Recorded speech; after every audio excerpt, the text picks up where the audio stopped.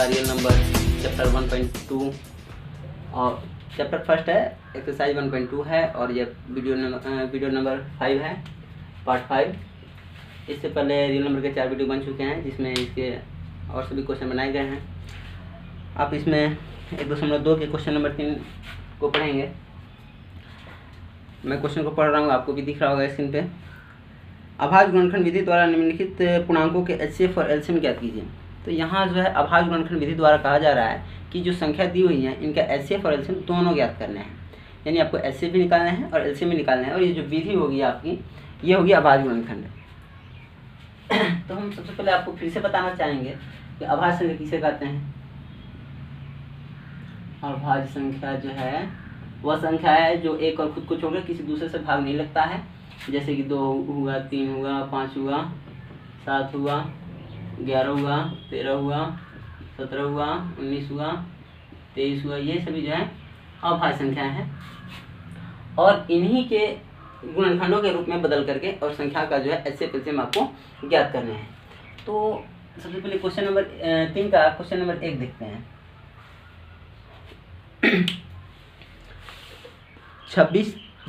12, 15 और 21। 12, 15 और 21, ठीक है। इसका हमें एचसीएफ और एलसीएम निकालना है, वो भी कौन सी विधि द्वारा? अभाज्य गुणनखंड विधि द्वारा। तो इसके लिए आपको सबसे पहले अभाज्य गुणनखंड निकालने होंगे, ठीक है। तो हम अभाज्य गुणनखंड यहाँ बगल में निकाल लेंगे। पन्ना को 2 भाग में बांट दीजिए, अच्छा लगेगा, गेदिंग नहीं होगी। यहाँ जो है 12 का पहले अभाज्य गुणनखंड निकालिए, 15 का भी और 21 का भी, ठीक है। तो यहाँ 2 छक 12, 2 3 6, 3 एकम 3। ये गुणनखंड निकालने का तरीका पहले ही बता चुके हैं और ये 4वीं 5वीं क्लास की है, कोई बहुत बड़ी चीज़ है नहीं, इसमें बहुत बड़ी चीज़ कोई समझाने वाली नहीं है। ये सबसे छोटी अभाज्य संख्या 2 से भाग नहीं लगेगा, 3 से लाएंगे, 3 5 15 और 5 एकम 5। ये जो है 2 से भाग नहीं लगेगा ना, और ये 2 से भाग नहीं लगेगा तो इसके जस्ट बाद वाला देखते हैं, 3 से भाग लगेगा तो 3 7 21, 7 एकम 7। याद रखिएगा, जब भी आपको गए अभाज्य गुणनखंड निकालने के लिए आप कभी भी 4 से भाग नहीं लाएंगे, 6 से भाग नहीं लाएंगे, ना 8 से लाएंगे, ना 9 से लाएंगे, ना 10 से लाएंगे। आपको जब भी अभाज्य गुणनखंड कहा जाए तो आप तब जो है अभाज्य संख्या से ही भाग लाएंगे, यानी 2 से, 3 से, 5 से, 7 से, 11 से, 13 से, इन सभी संख्याओं से आप भाग लाएंगे, ना कि भाज्य संख्या से, ठीक है। जब भी आपसे अभाज्य गुणनखंड निकालने के लिए कहा जाए तो आप अभाज्य संख्या से ही भाग देंगे। अब इसे हम यहाँ लिखेंगे, 12 का गुणनखंड 12 के सामने लिखेंगे 2 2 और 3, 2 गुना 3, ठीक है। और ये 15 का गुणनखंड भी इसके सामने लिखेंगे, 15 का गुणनखंड है 3 गुना 5, ठीक है। और वो 21 जो है इसका भी गुणनखंड इसके सामने लिखेंगे 3 गुना 7। तो आप यहाँ देख पा रहे हैं सबका अभाज्य गुणनखंड हमने लिख दिया है। तो एचसीएफ और एलसीएम के बारे में फिर से हम बता दे रहे हैं। एचसीएफ जो होता है वह सबसे बड़ी संख्या होता है जिससे दी गई संख्याओं में भाग लग सकता है। एचसीएफ वह सबसे बड़ी संख्या है जिससे दी गई संख्या में भाग लग सकता है। और आप ये बात याद रखिए, भाग उसी संख्या से किसी संख्या में लगता है जिसका वो गुणनखंड हो। जैसे कि 8 का गुणनखंड होता है 2 2 2, यानी 2 भी हो जाएगा और 2 दूनी 4 भी हो जाएगा और 8 भी हो जाएगा। यानी कि 8 में कभी भाग लगेगा तो 2 से लगेगा, 4 से लगेगा और 8 से लगेगा। इसके सिवा एक और स्वयं से तो लगता ही है, दूसरे से नहीं लगेगा। जैसे 6 की बात करते हैं तो 6 का गुणनखंड 2 और 3 होता है, तो एक और खुद से तो सभी सभी संख्या भाग लगती ही हैं। उसके अलावा ये 2 से भाग लगेगा और 3 से लगेगा, इसके सिवा किसी और से भाग नहीं लगेगा, ठीक है। तो हम ये जान रहे हैं कि कोई भी संख्या भाग अपने ही गुणनखंडों से लगती है। तो एचसीएफ जो है, एचसीएफ का अर्थ होता है कि वह सबसे छोटी संख्या जिससे दी गई संख्याओं में भाग लगे, ठीक है। तो यहाँ आप तीनों में एक ऐसा गुणनखंड खोजिए, एक ऐसा गुणनखंड खोजिए जो तीनों में हो, अर्थात इसका गुणनखंड 3 है तो इसमें 3 से भाग लगेगा, इसका 2 गुणनखंड है 2 से भी भाग लगेगा, और 2 गुना 4 है इसका गुणनखंड तो 4 से भी भाग लगेगा, 3 गुना 6 इसका गुणनखंड 6 से भी लगेगा, इसका गुणनखंड 3 है तो 3 से भी लगेगा, 5 से भी लगेगा, इसका गुणनखंड 3 है तो 3 से भी लगेगा और 7 से भी लगेगा। हम देख रहे हैं कि इसमें 3 से लग रहा है, इस 12 में भी 3 से लग रहा है, 15 में भी और 3 से लग रहा है 21 में भी। अर्थात वह सबसे बड़ी संख्या 3 ही है जिससे इन सभी संख्याओं में भाग दिया जा सकता है। यह आप आसानी से देख पा रहे हैं कि जो तीनों में मिले, जो सब में मिले, वही एचसीएफ कहलाएगा। तो यहाँ आपका एचसीएफ हो जाएगा 3, ठीक है। और एलसीएम जो है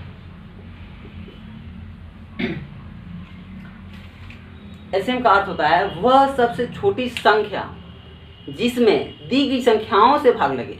यानी कि ये था कि ये खुद भाग देगा, लेकिन अब जो है एलसीएम में होता है कि एक ऐसा छोटी संख्या प्राप्त कीजिए जिसमें इन संख्याओं से भाग लगे। तो इसका तरीका क्या है, जो मिला, तीनों मिला उसको पहले ले लेंगे, फिर जो नहीं मिला है उसे भी ले लेंगे। जैसे कि ये दोनों किसी में भी नहीं मिल रहे हैं तो इन दोनों को भी ले लेंगे, फिर इसे भी ले लेंगे, फिर इसे भी ले लेंगे। इन सभी को गुना कर लेंगे। 3 दूना 6, 6 दूनी 12, 12 बचे 60, 60 में 7 से गुना कर लीजिए, 0 और 7 42, 420 आ जाएगा। यानी कि एलसीएम जो आ गया वो होगा आपका 420, ठीक है। इस तरह से इसमें इस 3 नंबर क्वेश्चन के सभी क्वेश्चंस को बना लेने हैं। उम्मीद है समझ में आया होगा। यदि नहीं आया तो कमेंट में बताइएगा। क्वेश्चन नंबर 4 देखते हैं।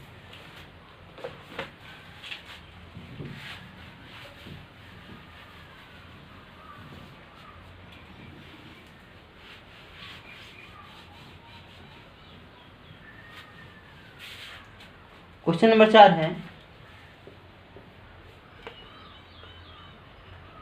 एचसीएफ 306 और 657 का 9 है और इसका एलसीएम ज्ञात करना है। तो एचसीएफ जो है 306 और 657 का वो है 9। तो आपको ज्ञात करने हैं एलसीएम 306 और 657 का, ठीक है। क्या होगा तो आपको याद दिला दें, पहले वीडियो में हमने बताया था कि 2 संख्याओं का गुणनफल बराबर होता है एचसीएफ गुना एलसीएम, ठीक है। तो 2 संख्याओं का गुणनफल होता है एचसीएफ गुना एलसीएम। आप ध्यान से देखिए किन किन संख्याओं का एचसीएफ और एलसीएम की बात की जा रही है। तो 306 है और 657 है, यानी वो 2 संख्याएं जो हैं 306 और 657 है जिनकी एचसीएफ और एलसीएम की बात की जा रही है। तो हमें 2 संख्या प्राप्त हो चुका है, 2 संख्या हमें दिख रहा है 306 और 657, तो उनका गुणनफल यानी कि गुना। तो आप इसे गुना में लिख देंगे बराबर एचसीएफ। आपको एचसीएफ दिया गया है कितना 9 गुना एलसीएम को यूं ही छोड़ देंगे क्योंकि इसका मान हमें मालूम नहीं है। अब जब यहाँ 9 यहाँ गुना में है, इसको हम इधर लाते हैं तो ये बटा में चल जाता है, भाग में उल्टा। तो 306 गुना 657 बटा 9, यहाँ अकेला बच जाएगा आपका एलसीएम।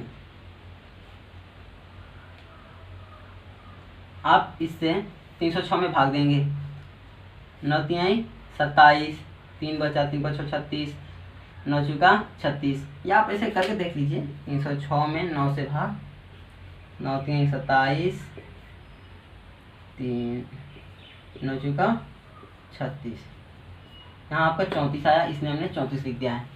अब इसमें और इसमें क्या करेंगे, यहाँ गुना है तो गुना कर देंगे, तो एलसीएम बराबर आ जाएगा, इन दोनों गुना कर देंगे 657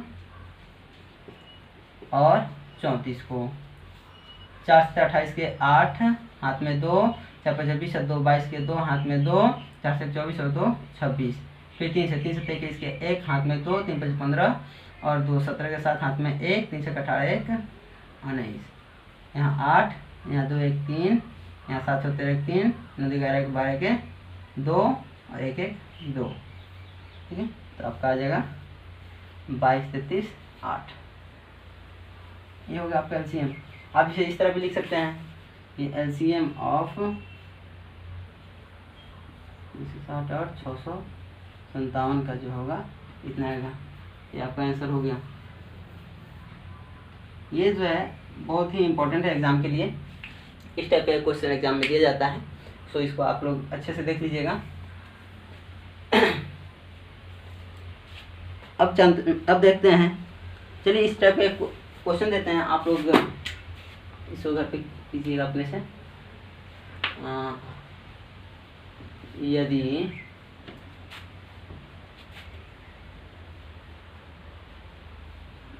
एलसीएम ऑफ 360 और 240 बराबर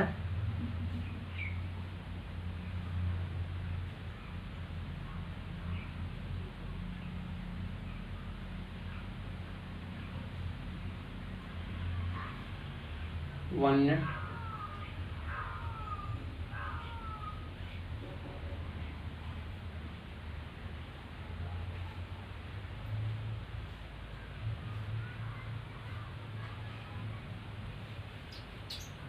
बराबर 720 तो HCF ऑफ 360 240 क्या होगा, ये आपको निकालना है, ठीक है। चलिए अब क्वेश्चन नंबर बताते हैं 5।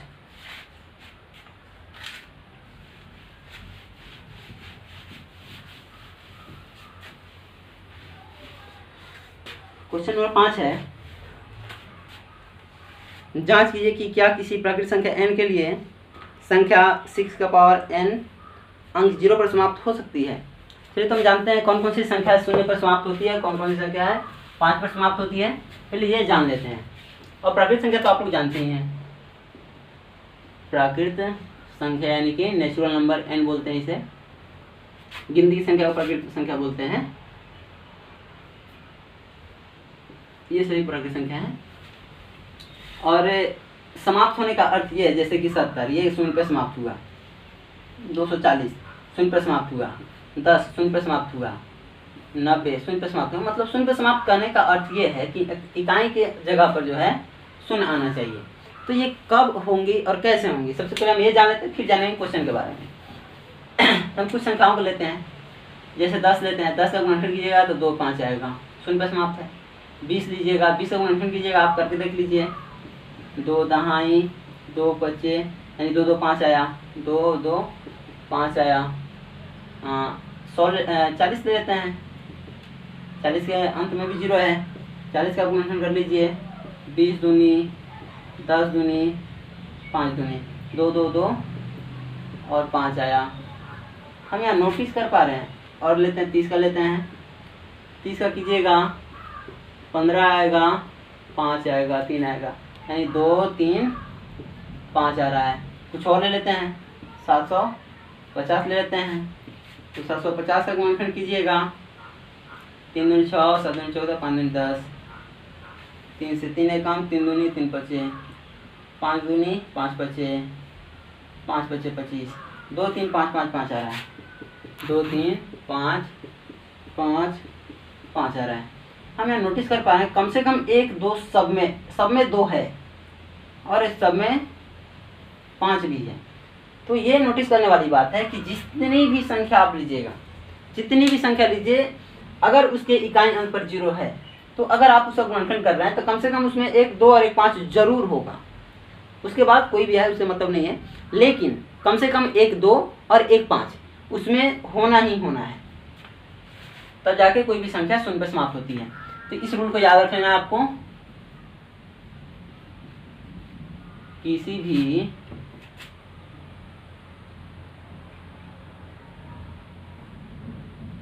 या ऐसे कोई भी प्राकृतिक संख्या जिसका इकाई अंक 0 है उसके गुणनखंड में 2 और 5 अवश्य होंगे। ठीक है, कोई भी संख्या कोई भी प्राकृतिक संख्या जिसका इकाई अंक 0 है उसके गुणनखंड में 2 और 5 अवश्य होंगे। इसके बाद जो है कोई भी संख्या आ सकता है, लेकिन कम से कम 2 और 5 तो जरूर होगा। ठीक है, अब चलते हैं क्वेश्चन पे। आप इसे नोट कर लीजिए और याद भी कर लीजिएगा। क्वेश्चन था कि प्राकृतिक संख्या n के लिए, दिख रहा होगा आपके स्क्रीन पर, प्राकृतिक संख्या n के लिए 6 का पावर n शून्य पर समाप्त होगा या नहीं। तो यहाँ हम लिख देते हैं प्राकृतिक संख्या n बराबर, हम जानते हैं प्राकृतिक संख्या 1 होता है, 2 होता है, 3 होता है, वहाँ लिखा हमने 4 होता है, ऐसे करके होता है, और दिया है 6 का पावर n। ठीक है, तो हम जानते हैं 6 का गुणनखंड तोड़ेंगे तो क्या क्या आएगा, करके देख लेते हैं। ये एक्स्ट्रा चीज़ें हैं, क्वेश्चन हम इतना ही में बनाएंगे, इधर जो भी फालतू चीज़ होगा इधर लिखेंगे। 6 का गुणनखंड करके देख लेते हैं। 2 3 6, 3 एकम 3, यानी 2 और 3 आया है ना, 2 और 3, और इसका पावर कितना है n। ठीक है, हमें तो नहीं लग रहा है कि ये शून्य पर समाप्त हुआ, क्योंकि हमने क्या बताया, रूल हमने बताया कि अगर शून्य पर समाप्त होना है तो उसमें क्या क्या होने चाहिए, 2 और 5 होने चाहिए। फिर भी प्राकृतिक संख्या n का रहा है तो बहुत सारी प्राकृतिक संख्या होती हैं, हम कुछ प्राकृतिक संख्याओं को रख के देख लेते हैं। यहाँ लिखेंगे जब n बराबर 1, शुरू करते हैं 1 से, तो यहाँ 6 का पावर 1 यानी कि 2 गुना 3 का पावर 1, तो 1 बार रहेगा। ठीक है, फिर ट्राई करते हैं दूसरा। यहाँ तो आया नहीं, क्योंकि 2 3 का पावर 1 है तो 1 बार है, तो इसमें 2 5 है नहीं, तो शून्य पर समाप्त होगा नहीं। जब n बराबर 2, तो 6 का पावर 2 होगा, यानी कि 2 गुना 3 का पावर 2 होगा, यानी कि हम इसे लिखेंगे 2 बार, 2 गुना 3 गुना 2 गुना 3, पावर 2 है इसलिए 2 बार लिखेंगे। इसमें कहीं 2 5 आया नहीं, 2 तो आया लेकिन 5 नहीं आया। हमने कहा है कि 2 और 5 एकदम जरूरी है, नियम कहता है कि कम से कम 2 और 5 जरूर होना चाहिए। इसमें सिर्फ 2 आ रहा है, 5 आ ही नहीं रहा है, तो ये शून्य पर समाप्त नहीं हो सकता है। कुछ और ट्राई करते हैं। जब n बराबर 3, तो यहाँ 6 का पावर n है, यानी कि n की जगह पर हम 3 रखेंगे। फिर 2 गुना 3 का पावर यहाँ 3 रखेंगे, फिर इसे 3 बार लिखेंगे, 2 गुना 3 गुना 2 गुना 3 पावर, इसलिए 3 बार, 2 गुना 3 गुना 2 गुना 3। ठीक है, तो फिर इसमें भी हम देख रहे हैं 2 तो आ रहा है लेकिन 5 नहीं आ रहा है, यानी ये भी शून्य पर समाप्त नहीं होगा। तो इस तरह से आप कितनाहों तक इसका घात रखते चल जाइए प्राकृतिक संख्या, इसमें कभी 5 आएगा ही नहीं। और यदि 5 आएगा नहीं तो हम जानते हैं कि यदि 5 नहीं आएगा तो शून्य पर समाप्त नहीं होगा। अर्थात आपको ये रूल यहाँ पे लिखने होंगे, किसी भी संख्या के इकाई अंक को शून्य होने के लिए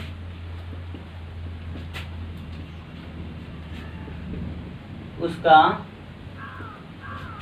गुणनखंड उसके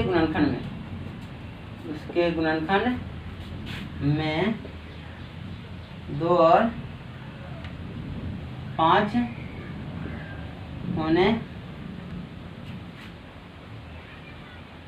चाहिए। ठीक है, अब हम जानते हैं किसी भी संख्या के इकाई अंक को शून्य होने के लिए उसके गुणनखंड में 2 और 5 होने चाहिए, लेकिन हम यहाँ ये भी देख रहे हैं कि 6 के पावर n के गुणनखंड में 5 नहीं है। अतः प्राकृतिक संख्या n के लिए 6 का पावर n शून्य पर समाप्त नहीं हो सकता,